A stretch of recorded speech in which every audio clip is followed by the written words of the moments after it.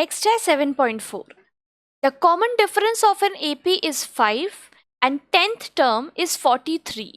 Find its first term. उदाहरण 7.4.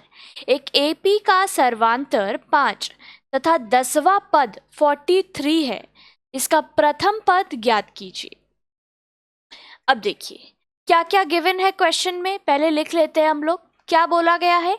एक AP का सर्वांतर. कॉमन डिफरेंस क्या बोला गया है? कॉमन डिफरेंस जिसको हम लोग क्या डी से डिनोट करते हैं. लिख लेती हूं एक बार. Common difference is equal to D is equal to कितना गिवन है क्वेश्चन में? 5.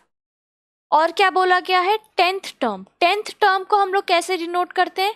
T10 है ना. यहाँ पे एक बार फिर से मैं रिवाइज करवा दे रही हूँ क्या क्या हम लोग एपी में अभी तक पढ़ चुके हैं. जो पहला टर्म है ए, उसको हम लोग ए से डिनोट करते हैं. फर्स्ट टर्म जो भी होगा हमारे सीक्वेंस का, हमारे एपी का.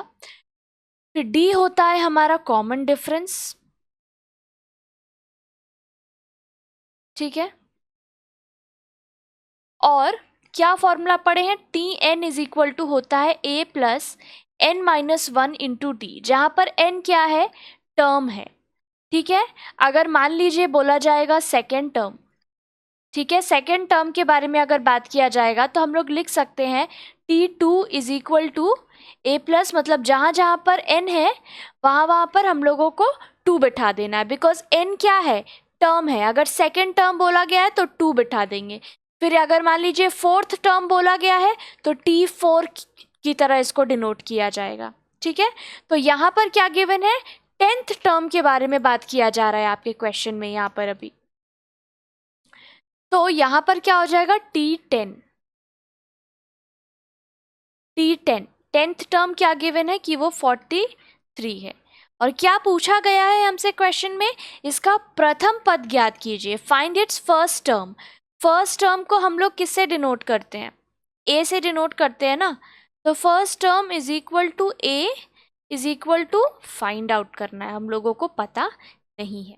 ठीक है. तो हम लोग सबसे पहले यही करेंगे. क्वेश्चन में जो भी गिवन है सबसे पहले क्वेश्चन को एकदम अच्छे से पढ़ना है कि क्या क्या हम लोगों को वो बता दिया है क्वेश्चन में और क्या क्या हम लोगों को फाइंड आउट करना है, क्या क्या निकालना है. ठीक है. तो क्वेश्चन में गिवन है कॉमन डिफरेंस का वैल्यू गिवन है और 10th टर्म का वैल्यू गिवन है. तो सिंपल है ना, 2 चीज गिवन है तो तीसरा तो हम लोग आराम से निकाल ही लेते हैं. ठीक है. तो अब लिखेंगे यहाँ पे वी हैव, क्या पता है हम लोगों को? जो फॉर्मूला पता है लिख देंगे. T N is equal to A plus N minus 1 into d. ये फॉर्मूला हम लोगों को पता है. ठीक है. अब मान लीजिए हम लोग 10th टर्म निकालते हैं. T10. अब जो जो हम लोगों के पास यहाँ पर ऊपर वैल्यू है ना, उसको बस पुट कर देना है इसमें. ए का वैल्यू पता है या नहीं पता है, तो इसको एज इट इज ए लिख देंगे. ठीक है. एन की जगह क्या है? 10 है ना. T10 निकाल रहे हैं ना. जब when n is equal to 10 तब हम लोग ये निकाल रहे हैं ना. तो जहां जहां पर n होगा, क्योंकि क्यों हम लोग 10 यहाँ पर निकाल रहे हैं? क्योंकि देखिए क्वेश्चन में 10th टर्म के बारे में बात किया गया है. क्वेश्चन में कहा गया है कि 10th टर्म का वैल्यू गिवन है.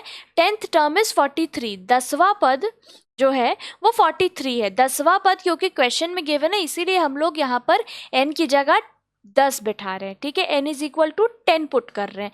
10th टर्म के बारे में बात किया जा रहा है तो हम लोग T10 निकाल रहे हैं. All right. n की जगह 10 पुट कर दिया, बाकी सब एज इट इज कॉपी कर देंगे.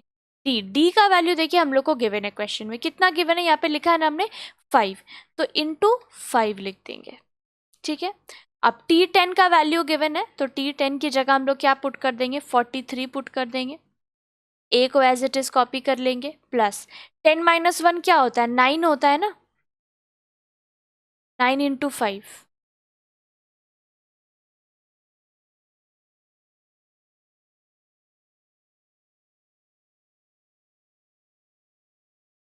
हो गया 43 is equal to A plus 9 into 5 कितना होता है? 45 होता है. ठीक है. अब ए का वैल्यू निकालना है तो ए को अकेला छोड़कर बाकी सबको दूसरे तरफ भेज देंगे.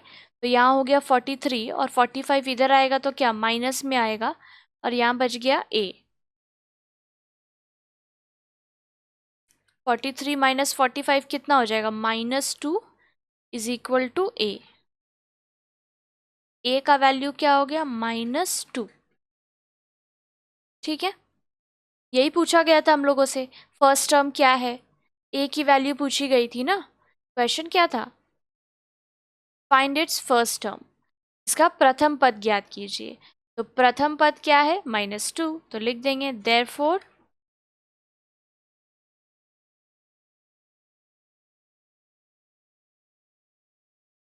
फर्स्ट टर्म इज -2, और ये हो गया हमारा क्या आंसर।